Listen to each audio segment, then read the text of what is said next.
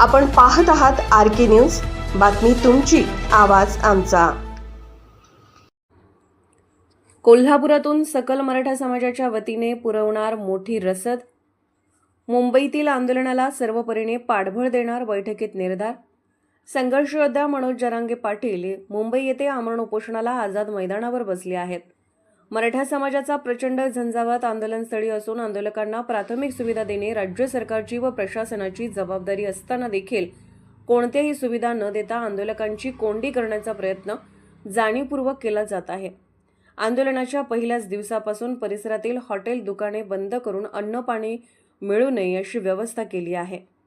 मोठ्या प्रमाणात पाऊस आणि दुसऱ्या बाजूला सेवा सुविधांचा वाणवा, यामध्ये मराठा आंदोलकांना कोंडीत अडकून आंदोलन दाबून टाकण्याचा प्रयत्न आहे।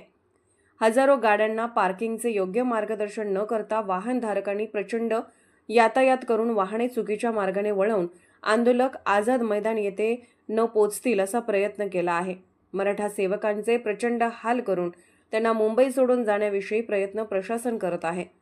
या पार्श्वभूमीवर आज कोल्हापुरात शाहू स्मारक भवन येथे सकल मराठा समाजाची बैठक झाली।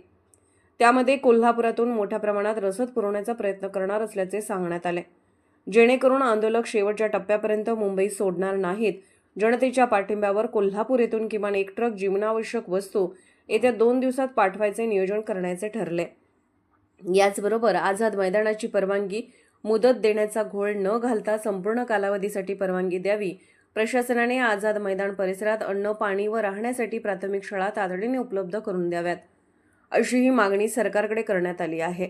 याप्रसंगी वसंतराव मुळीक, चंद्रकांत पाटील, उमेश पवार, रुपेश पाटील, राजू सावंत, संदीप देसाई, शाहीर दिलीप सावंत, राहुल इंगवले, बाबा महाडिक, शैलजा भोसले, सुनीता पाटील, सुधा शिंदे, गीता हसूरकर, बबिता जाधव, निलेश चव्हाण, अनिल घाडगे, उदय लाड यासह मोठ्या प्रमाणात मराठा समाजाचे प्रतिनिधी उपस्थित होते।